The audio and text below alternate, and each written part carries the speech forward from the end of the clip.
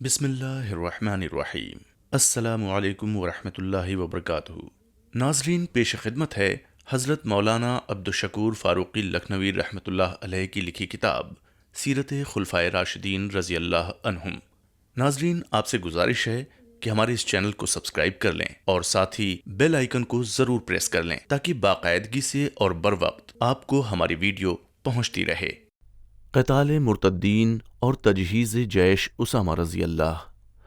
رسول خدا صلی اللہ علیہ وسلم کی وفات کی خبر سن کر عرب کے بعض قبائل مرتد ہو گئے اور طرح طرح کی بغاوتیں رونما ہوئیں۔ بعض مدعیان نبوت اٹھ کھڑے ہوئے، جن میں ایک مسلمہ کذاب بھی تھا جس نے رسول خدا صلی اللہ علیہ وسلم کے اخیر وقت میں سر اٹھایا تھا اور ایک خط بھی بھیجا تھا۔ انہی مدعیان نبوت میں اسود عنسی بھی تھا اور سجا نامی ایک عورت بھی تھی۔ حضرت ابوبکر صدیق رضی اللہ نے ان سب مرتدوں کو اور نبوت کے جھوٹے مدعیوں کے قتال کے لیے حکم قطعی نافذ کر دیا۔ ادھر ایک بات یہ بھی درپیش تھی کہ رسول خدا صلی اللہ علیہ وسلم نے اپنے آخری وصیت میں حکم دیا تھا کہ اسامہ رضی اللہ کا لشکر ملک شام کی طرف روانہ کر دیا جائے۔ اس کی تفصیل یہ ہے کہ رسول خدا صلی اللہ علیہ وسلم نے جب سن 6 ہجری میں شاہان روئے زمین کو دعوت اسلام کے فرمان بھیجے تھے تو ایک فرمان شرحبیل کے نام بھی تھا، جو بماتحتی قیصر روم و بصرہ وغیرہ سرحدی مقامات کا فرما روا تھا۔ اس نے اپنے غرور کو بدمستی میں فرمان عالیشان کا جواب دینے کی بجائے آپ صلی اللہ علیہ وسلم کے قاصد کو قتل کر دیا۔ اس کے انتقال میں جمادی الاولیٰ سن 8 ہجری میں ایک فوج 3000 کی بھیجی۔ سردار لشکر حضرت زید بن حارثہ رضی اللہ کو بنایا، جو آپ صلی اللہ علیہ وسلم کے آزاد کیے ہوئے غلام تھے، اور فرمایا زید رضی اللہ شہید ہو جائیں تو جعفر طیارہ رضی اللہ کو، اور وہ بھی شہید ہو جائیں تو عبداللہ بن رواحہ رضی اللہ کو سرداری ملے گی، اگر وہ بھی شہید ہو جائیں تو پھر اپنے انتخاب سے سردار بنا لینا۔ چنانچہ یہ تینوں شہید ہو گئے اور صحابہ کرام رضی اللہ نے اپنے انتخاب سے حضرت خالد رضی اللہ عنہ کو سپہ سالار بنایا۔ دشمن کی فوج 1,00,000 سے زائد تھی۔ خود قیصر بھی مدد کے لیے ایک بڑی فوج لیے ہوئے قریب کے ایک مقام میں پڑا تھا۔ نتیجہ یہ ہوا کہ خدا نے مسلمانوں کو فتح دی، رومیوں کو شکست ہوئی، مگر شرحبیل اور اس کا ملک صحیح و سالم رہا، لہذا انتقام پورا نہ ہوا۔ اس غزوے کا نام غزوہ موتہ ہے۔ اسی غزوہ موتہ کی کمی پوری کرنے کے لیے اسامہ رضی اللہ عنہ کا لشکر بھیجنے کا حکم آپ صلی اللہ علیہ وسلم نے دیا تھا۔ حضرت اسامہ حضرت زید رضی اللہ عنہ اولین سردار غزوہ موتہ کے فرزند ہیں۔ حضرت صدیق رضی اللہ عنہ نے اس لشکر کی روانگی کا حکم دے دیا، مگر تمام صحابہ رضی اللہ اس معاملے میں حضرت صدیق رضی اللہ عنہ کی رائے کے مخالف تھے۔ کہتے تھے کہ ایسے پرآشوب وقت میں جب اندرون ملک میں متعدد قبائل سے بغاوت کے شعلے بلند ہو رہے ہیں، لڑائی میں پیش قدمی کرنا بالفعل مناسب نہیں۔ زیادہ حامی حضرت عمر اور حضرت علی رضی اللہ عنہما ہو سکتے تھے، مگر یہ دونوں بھی حالات کی نزاکت سے متاثر تھے اور لڑائی کو مصلحت نہ سمجھتے تھے۔ حضرت عمر رضی اللہ عنہ نے عرض کیا کہ اے خلیفہ رسول اللہ، یہ سختی کا وقت نہیں ہے، اس وقت تالیف سے کام لیجئے۔ حضرت عمر رضی اللہ عنہ کی اس بات پر آپ رضی اللہ کو غصہ آ گیا اور فرمایا، اے عمر، تم جاہلیت میں تو بڑے تندخو تھے، مگر اسلام میں آ کر ایسے نرم ہو گئے۔ دین کامل ہو چکا ہے، وحی بند ہو چکی ہے، کیا یہ ہو سکتا ہے کہ میری زندگی میں دین ناقص ہو جائے؟ اللہ اکبر۔ حضرت صدیق رضی اللہ عنہ کو دین اسلام پر کیسا دعویٰ تھا؟ معلوم ہوتا ہے کہ دین پاک کے ایک اکلوتے وارث وہی تھے۔ حضرت عمر رضی اللہ عنہ فرماتے ہیں کہ حضرت صدیق رضی اللہ عنہ کی یہ بات سن کر میں سمجھ گیا کہ اللہ نے ان کا سینہ کھول دیا ہے۔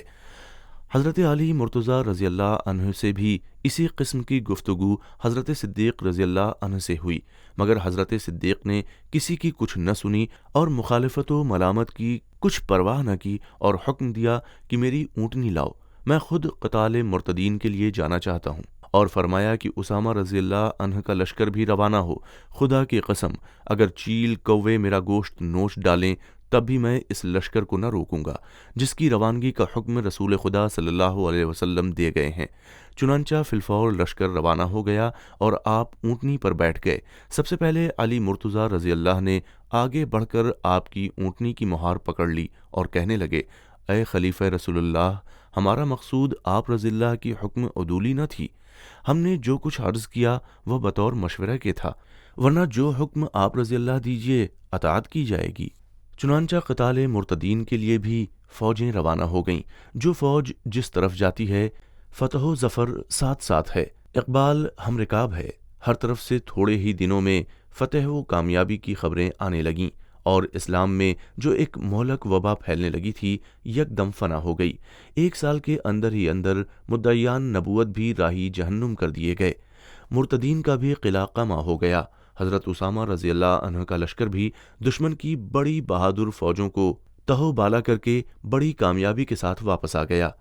نتیجے کو دیکھ کر سب کی آنکھیں کھل گئیں کہ یہ تو وہی معرکہ تھا جس کی پیشن گوئی آیت قتال مرتدین کے 7 آسمانوں کے اوپر سے اتری تھی۔ یہ حضرت صدیق رضی اللہ عنہ اور ان کی افواج ہی تھیں جن کو آیات مذکورہ میں فرمایا گیا تھا، یعنی کہ یہ جماعت خدا کی محبوب اور محبی جماعت ہوگی، اور یہ رمز بھی سب کی سمجھ میں آ گیا کہ ان لڑائیوں میں حضرت صدیق رضی اللہ عنہ کی مخالفت کیوں ہوئی اور اپنے دوستوں کی ملامت انہیں کیوں سننا پڑی۔ اس لیے کہ اس جماعت کا طرح امتیاز اس چیز کو قرار دیا گیا تھا کہ وہ کسی ملامت کرنے والے کی ملامت کی کچھ پرواہ نہ کریں گے۔ حضرت صدیق رضی اللہ عنہ کے اس کارنامے کی ہر صحابی نے اپنے اپنے طرز بیان میں تعریف و توصیف کی۔ چند کرامات۔ قتال مرتدین اور اہل بغاوت کے سلسلے میں کئی واقعات تائید غیبی کے ایسے پیش آئے کہ دشمن بھی ان کو دیکھ کر سمجھ گئے کہ خدا ان کے ساتھ ہے۔ ازاں جملہ یہ کہ قبیلہ بنی بکر نے جب منظر بن ساوا کے ساتھ سازش کر کے قبیلہ عبد القیس اور بحرین کے مسلمانوں پر طاقت و تاراج کا ارادہ کیا تو حضرت صدیق رضی اللہ عنہ نے ایک لشکر بسر کردگی حضرت اعلیٰ حضرمی رحمہ اللہ روانہ کیا۔ اثنائے راہ میں ایک مقام پر پانی نہ ملا اور تشنگی کی شدت سے ساری فوج کی حالت دگرگوں ہو گئی۔ حضرت اعلیٰ حضرمی رضی اللہ نے دعا مانگی، جس کا فوری اثر یہ ہوا کہ ایک گھوڑے نے حسب عادت زمین کو پاؤں سے کریدا تو ایک صاف و شفاف چشمہ پانی کا نمودار ہو گیا۔ یہ مقام ماؤل فرس کے نام سے مشہور ہو گیا۔ ازاں جملہ یہ کہ بحرین کے معرکہ سے فتح و فیروزی فراغت پا کر حضرت اعلیٰ حضرمی رضی اللہ بجانب دارین روانہ ہوئے، جہاں دشمن کا بڑا اجتماع تھا، تو راستے میں دریا ملا کیونکہ شہر دارین سمندر کے کنارے آباد ہے۔ اس شہر پر حملہ کرنے کے لیے جہازوں کی ضرورت تھی، مگر غریب مسلمانوں کو جہاز کہاں سے ملتے؟ آخر حضرت اعلیٰ حضرمی نے سب مسلمانوں کو جمع کر کے فرمایا، اے مسلمانوں، تم خشک میدانوں میں خدا کی تائید اپنے ساتھ دیکھ چکے ہو، لہٰذا دریا میں بھی خدا کی مدد کا امیدوار رہنا چاہیے۔ میری رائے یہ ہے کہ ہم سب اسی سمندر میں اپنے گھوڑوں کو ڈال دیں۔ سارا لشکر تیار ہو گیا اور چشم زدن میں پوری فوج سمندر میں تھی، اور ہر ایک کی زبان پر چند مخصوص دعائیہ کلمات تھے۔ کوئی اونٹ پر سوار تھا، کوئی گھوڑے پر سوار تھا، کوئی خچر پر۔ خدا نے یہ کیا کہ سمندر کا پانی خشک ہو کر اس قدر رہ گیا کہ اونٹوں اور گھوڑوں کے سم بھی پورے نہ بھیگے، اور سارا لشکر نہایت آرام و آسانی کے ساتھ کنارے پر پہنچ گیا۔ جہاز اس راستے کو شب و روز میں طے کرتا تھا۔ اس کرشمے قدرت کو دیکھ کر کفار مبہوت ہوئے۔ ایک عیسائی راہب مسلمان ہو گیا، کہنے لگا کہ میں سمجھ گیا کہ خدا ان کے ساتھ ہے۔ چونکہ واقعہ نہایت عجیب تھا، اس لیے شعراء نے اس پر اشعار نظم کیے۔ چنانچہ حضرت عفیف بن منظر کے یہ 2 اشعار اس واقعے کے متعلق ہیں۔ پہلے شعر کا مفہوم ہے، کیا تم نے نہیں دیکھا کہ اللہ نے اپنے سمندر کو ہمارا فرما بردار بنا دیا اور کافروں پر ایک بڑی مصیبت ڈالی؟ اور دوسرے شعر کا مفہوم ہے، ہم نے اس کو پکارا جس نے سمندروں کو پیدا کیا ہے، تو اس نے ہمارے لیے اگلوں کے فلق البحر سے بھی زیادہ عجیب بات ظاہر کی۔ چوتھے مصرے میں حضرت موسیٰ علیہ السلام کے واقع فلق البحر کی طرف اشارہ ہے کہ ان کے لیے دریائے نیل میں 12 راستے خشک بن گئے تھے۔ وہ بیان کرتے ہیں کہ ہمارا یہ واقعہ اس سے بھی زیادہ عجیب ہے۔